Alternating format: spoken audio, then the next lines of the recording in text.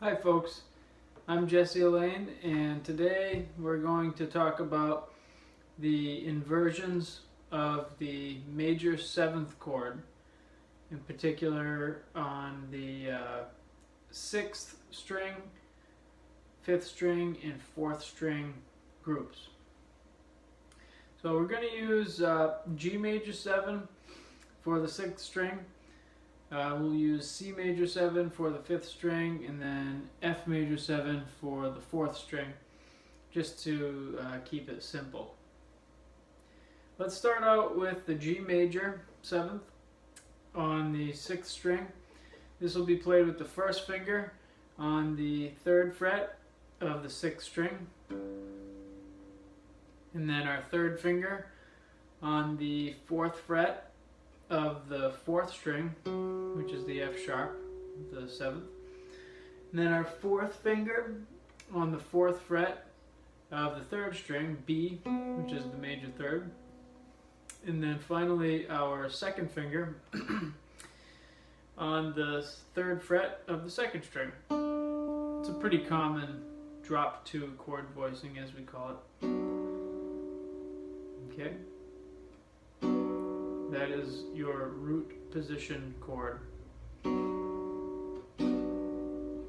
meaning that the root note is the bass note. Because that's really all that inversions are, right? Is changing the order of the notes in a chord. And specifically, we think about them in terms of which note is the bass note, typically, is the simplest way to think about it. Okay, so that's G major 7. In any chord you change it to, or I should say any root note which you decide to change it to will work with that chord. So here's G sharp or A flat major 7th, here's G flat or F sharp major 7th, B major 7th, D major 7th, so on and so forth, okay? So that is your root position major 7th chord on the 6th string. It's a common voicing to use. So next is going to be our first inversion, where we play the 3rd in the bass, because if you remember, a major 7th chord consists of a root, a 3rd, major 3rd, a perfect 5th, and a major 7th. So this is going to be the first inversion. So the first time we change the order of the notes, starting on a B note. So we'll play our 2nd finger on the 7th fret, 6th string, B, major 3rd. And then we'll use our 1st finger on the 5th fret, 4th string, which is the G, or now the root. And then we're going to put our 3rd finger on the 7th fret of the 3rd string for D, which is the 5th. And then finally, our pinky finger on the 7th fret of the 2nd string. This is the 7th, or F sharp. This has got a nice sound.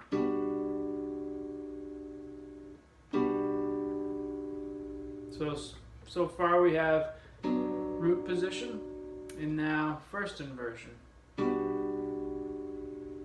Okay, very nice. Next is a really cool voicing, actually probably my favorite out of these major 7th for the 6th string group. It's the 2nd inversion, which starts on the 5th. So kind of looks like a C chord, really, if you take a close look, but I'll show you the differences. So you're going to play a D on the 10th fret of the 6th string with your 3rd finger. And then you're going to play a B, which is the 3rd of the chord, on the 9th fret of the 4th string. This is with your 2nd finger. And then here's where it gets pretty cool. You're going to stretch to the 11th fret of the 3rd string with your pinky finger or 4th finger. And then here's where it gets really cool. You're going to put your 1st finger on the 8th fret of the 2nd string for the G.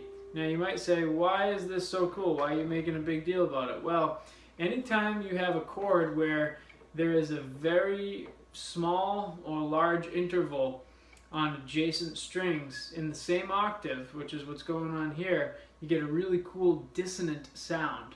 Dissonant sounds are ones that to our ear kind of clash or have, for lack of a better term, wrong sound. But when you add it into the other notes of the chord, it sounds really beautiful. I'll isolate it. Right? It sounds out of tune. It's actually not. It's just because you're used to hearing the notes arranged in a different way. But when you invert it, you get this cool sound. So let's add the D and the B back into the mix.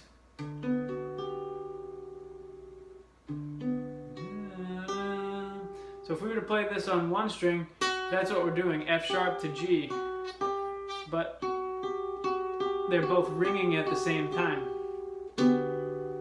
When you add it all in.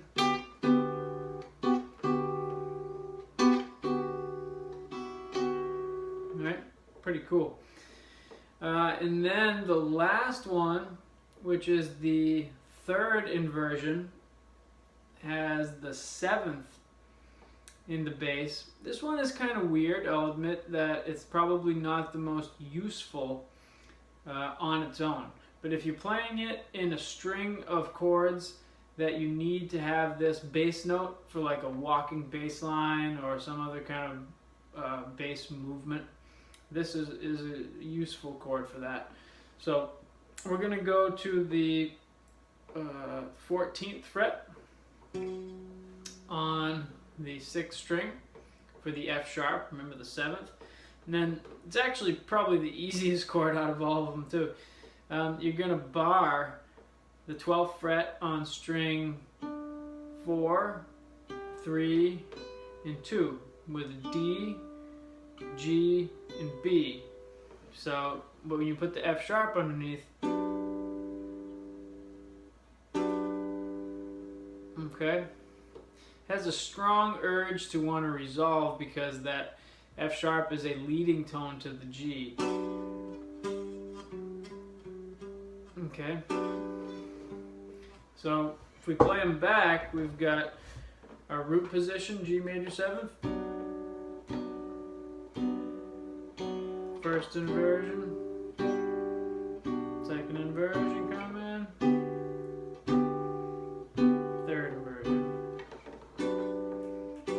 Trying to get really high, reaching up here.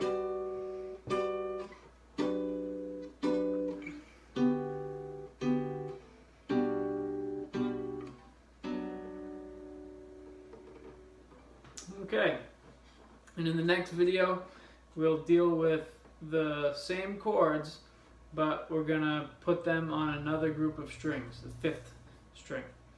So practice them just like you saw me do. 4 to the bar, and then 2 to the bar, and then you can do 1. And